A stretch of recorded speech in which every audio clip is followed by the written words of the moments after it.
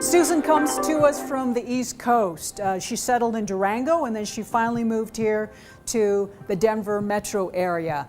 She's a professional artist and filmmaker. She directed and filmed and sponsored and produced this film about the Mayan calendar.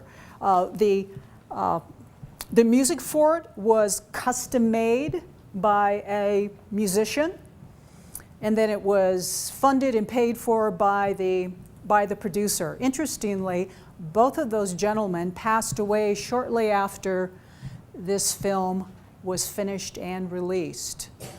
So I'm nervous. You're nervous, I'm nervous. Everybody associated with this project is dead. You should. Except for me. You're the only one standing. I guess because I have to tell everybody what it's all about. Yes. And then I'm done. Yes, the last man standing. Now, the Mayans were, or what we call them, were very advanced. Some of you may have really studied some of their archaeology and their history.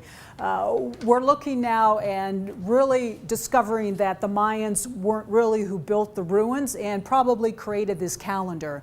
It was probably a race that was even more advanced. Pleiadians, to be exact. Yes, yes, yes, more advanced. Who actually understood mankind and mapped our superconscious and our path through the ages.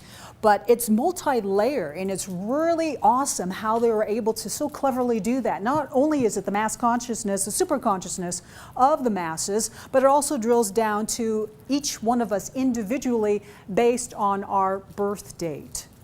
And that's what your life glyph is about. Because why are you here? When it gets down to it, all together, individually and as a group, we have a life purpose. And I was very surprised to hear my life glyph and how it's really quite accurate, as well as the director, producer of this film. After, if you don't really get it and you say, oh, this doesn't seem to fit me, let's have a little chat about your life.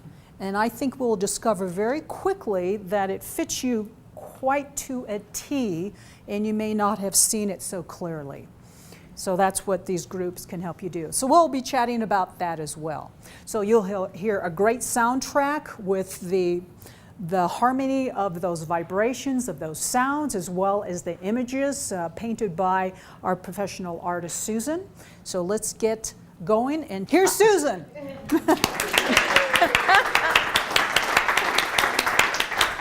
You should know that anything can happen at this point because I was born on the death glyph. And you can see I'm next in line with all these people on the project bowing out. But anyway, gosh, I don't even know where to begin. I went through a lot of my books so that I would be up on things for this talk. And I really don't know where to begin because the Mayan calendar is so all-encompassing. I don't know that any of us can ever really understand it. But I would like to share with you today a capsule of what I have learned about it and how it affects each one of us. And I will back up a bit to tell you some of the experiences that I had that led up to my creating this. And I created this entire project before I had ever visited the Yucatan. I had never read anything about the Yucatan. I hadn't met Hunbat's Men, one of the Mayan elders at that time. I began to create it, back up quite a few years. I was living in Durango and went on an archaeology trip. Well, maybe even prior to that, I should tell you that I had gone to a channeling. And some of you may be familiar with Jamie Sams and her medicine cards. Okay, good. Well, Jamie Sams is the one who was channeling an entity called Leah, who came from Venus. And I took a private session with her, at which time she was telling me, because she knew I was an artist, and she was telling me about radionics. And radionics is a symbol or an image or a color or something that is simply going to radiate its energy to the viewer. And she started to suggest that I use the concept of radionics in my paintings. So I began to experiment. I painted an Indian chief, but before I did him, I put a red heart right in the center of the canvas. Then wrote the word love right across the heart. And that was supposed to radiate the love vibration through the painting, even though you would never see it. And so that was my first encounter with the idea of radionics, which came into play when I started to create the Tzol'kin Oracle. All of the paintings that I created involve radionics. The radionics that they involve are the day glyphs of the Maya Tzol'kin calendar. Now, there are, gosh, I shouldn't jump right into explaining the calendar yet. Let me tell you how I managed to come about doing this. I was on the archaeology trip, and it was quite a trip. It was 8 miles hiking in through quicksand. We had to go 1,000 feet down into the canyon. We were in a very special place, needless to say. It was called Tzol'kin, and it was an ancient ruin that had been abandoned thousands of years ago, and we were going to be escorted through by a Navajo woman, Indian guide. And that was all fine. We got there, I was half dead. In the heat. They don't start till the end of May, and we had to carry all of our own water. So we got there, but we're very anxious to go into the ruin. So that we did. We went in and spoke with the Navajo guide. And I'm always asking questions that out of the ordinary. So I asked her if she had experienced anything strange, since she lived there for 2 months out of the summer by herself at this ruin. And she would escort maximum 8 people per day through this ruin. I said, have you encountered anything unusual? She said, oh, yes, all the time. Oh, what? Pray tell. And she said she had seen many UFOs in the night sky. How do you know they're UFOs? Well, because they changed direction. And that was how she could identify them. So that was one thing. But the other thing she said, she had experienced the like ancient ceremonies happening there. This ruin is in an alcove. You have to climb up over 100 feet over a rock surface to get into it. And it's tucked up, kind of like a Mesa Verde thing, but much, much higher up. And it's tucked in there. And there was Stick Clan on one side of the ruin and Snake Clan on the other. Very mysterious kind of channel going there in the rock in the alcove. And she told about the ceremonies that she would hear in the night. She said, I'd hear the Indians. Oh, they're always dancing and singing and beating their drums in the night. And I thought, whoa, I was taken aback by that. But anyway, that was the foundation of one of the paintings that you will see in the movie. That's on the death glyph. I used that scene that she described to me to use the positive aspect of the painting on death, to show that death, in the positive way, is a transformation. Okay, and then you'll also see the negative aspect of that. Okay, so anyway, that evening, we all were very happy to get to the campsite. So we set up our tents and ready to bed down for the night.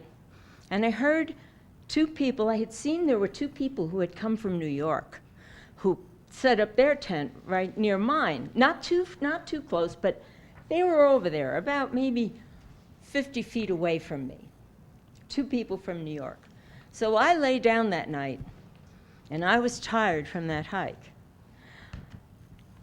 And I started to fall into sleep when I felt what I thought was the people from New York. But I know it wasn't. It wasn't the people from New York. I felt these beings underneath my body. I would say there had to be 2 on each side, maybe 3, on each side of my body, and they lifted me up. And they took me onto this craft.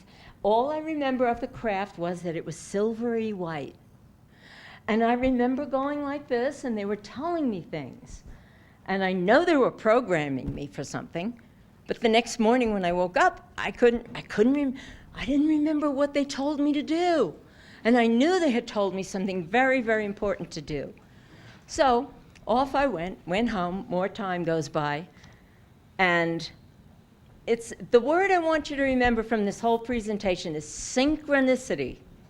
Synchronicity is the game.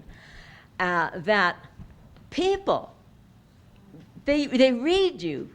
Even though you don't know it, people know what's happening to you, and they will give you signals along the way. So it starts. My friend says, Susie, you have to go see Steve. He's brilliant. You have to go talk to Steve. I think, about what? I'm just my old normal self. About what? So I go down to the metaphysical bookstore and I meet Steve, introduce myself. And Steve says to me, oh, what's your birthday? So I tell him, and he takes out a book by Ariel Spielsbury, which is called The Mayan Oracle. I highly recommend it. That inspired me. And he goes to the death glyph. And he says, here, read this. And I didn't know it was the death glyph then, but I saw the word Kimi, which is the death glyph name. And he said, is that resonating with you? And I said, oh, wow, yes, it really is. And little did I know that the rest of my life would play out on that glyph. I mean, I can tell you stories that I can tell you later on how I manifested that world bridger concept. There's another Kimi in the room. I remember looking it up. But well, let's not get on to the death thing. But there's another Kimi in this room. Maybe the missing people. But there's a Kimi, okay? So anyway, how this starts manifesting, I'm reading this book, and he said, well, here, you need to study the Mayan calendar. And I perked up, because the last time I remembered hearing the word Mayan calendar was when I was in elementary school. And when I heard the word Mayan calendar, I perked up in school, and I went, oh. And I knew something exciting was going to happen back then, but I didn't know what, and I didn't read another word on it because I said, that's for a later date in my life. So then, forward a couple of decades, and here I am, going out for my run in Durango, which I used to love to do. There was a 4-mile road leading up to the Hermosa Creek Trail in Durango. Very lovely, very peaceful. And I'm running up, usual. Running up. I start seeing flashes of the paintings done in my head. They were boom, boom, and I could relate it to what I had been reading in the Mayan Oracle. And the first one that came up was the story of Annalisa at the Navajo ruin and the death glyph. And I went, oh, there's the painting. And it happened in my mind. You know how they say it always has to happen on the causal plane before you manifest it? Well, that's what happened. I saw it on the causal plane and then went back to paint it. But that was not all. I saw at least 4 others at the same time. It was like boom, boom, boom, like slides in my head. Then I became obsessed to start with the radionics. Each painting had the glyph underneath. Okay, I think we're up to date now on the calendar. I was obsessed. I have to call it an obsession because the way these things came to me it was not normal. And I just didn't even know it. I was just doing it. So with the radionics, I took 20 canvases, 30 by, most of them are 30 by 40 canvases.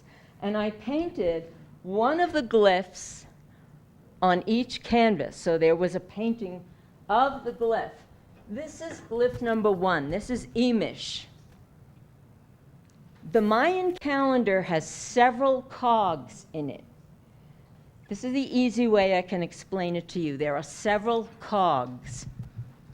It looks a lot like this when they rotate, when they interact together. Okay? This is the cog of the numbers. The number 1 through 13 was very important to the Maya. It was their energy system. This is a galactic resonance number. It's the galactic code. When you look at 13, when added to the day glyphs, that's these, and you can come up and look at these, the day glyphs number in number 20 total. So this would be the number 1 glyph. This is Emish. The glyphs work like this. The numbers are a separate cog. They're going to interact with these later on. But let's take the day glyphs, because this is what I'm going to explain to you in the movie, is the meaning of each day glyph, positive and negative aspect. Okay? The glyphs are numbered from 1 through 20, not to be confused with the 1 through 13. That's a separate cog. Okay, so this is the number 1 glyph. And the Mayans used this as their calendar of time. It was a linear, horizontal time system, which is what our calendar is. Kind of flat-lined. Let's look at the numbers and let's see what day it is. Okay, they did that with it. But it's a lot more than that. It goes number 1 through 20. The Mayans did not all of a sudden run out of days like we do in February. They didn't. They were organized in their thinking and in their math. It was, their calendar is based on the moon cycle, on the women, the female cycle, which is 28 days. So they never ran out of days like we do. We have 1 day, 30, 1 month is 30 days, you'll have a month that's 31, and then there's February, and then this and that. Mayans were very organized with it. Okay? So they had these 20-day glyphs that interacted with the wheel of 13 numbers. So today, let's start here. Today, we could have this one show up. This could be the first glyph. Okay, we're going to go 1 through 20. So today is an Emish day, and it's going to rotate with the numbers 1 through 13. You could get a 1, 1. And what would you think of the level of the energy of a 1, 1? The lowest. And there's nothing wrong with that. It's just describing the energy. Okay? So then you could get the next, let's see, the next time this one comes around after 20 days pass, you will get a number 1 Emish glyph with a number 2. Okay? And then day by day by day by day. Each one does that with it hooks up with a number from 1 to 13. Okay? So then the third time this one comes around, it will be with a 3. And so on, with a 4. And then 20 days later with a 5. Until you get to number 13, which is the highest energy possible for this particular glyph. Okay? So the Mayans, when they looked at their calendar, they were looking at an energy system. This was a low energy. This represents beginning, birth. You see? So it has that energy about it. A new start, a new beginning. After 20 days finish, we go back to 1 again. We go back to Emish, the birth.